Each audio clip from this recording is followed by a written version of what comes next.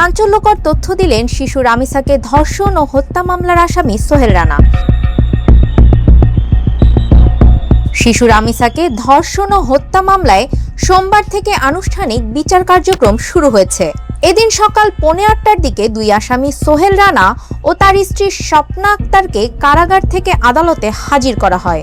পরে সকাল 11টার দিকে ঢাকা মহানগর শিশু সহিংসতা দমন ট্রাইব্যুনালের বিচারক মাসরুর সালেকিনের আদালতে তাদের হাজির করা হয়। শুনানিকালে আসামি সোহেল রানা সাংবাদিকদের এবং আদালতের সামনে নানা দাবি তুলে ধরেন। সেখানে তিনি শিশু রামিসাকে ধর্ষণের দায় স্বীকার করলেও হত্যার দায় দ্বিতীয় কোনো ব্যক্তির ওপর চাপানোর চেষ্টা করেন।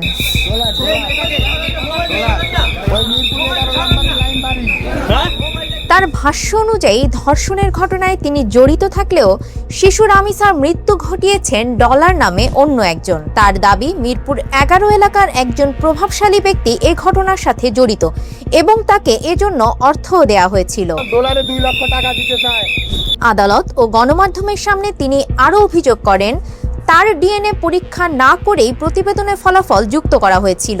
আমার কোনো ডিএনএ চেক লাইনি স্যার। কোনো জায়গায় আমার কোনো কিছু ডিএনএ চেক লাইনি। আপনার ডিএনএ টেস্ট নেয়নি কেন?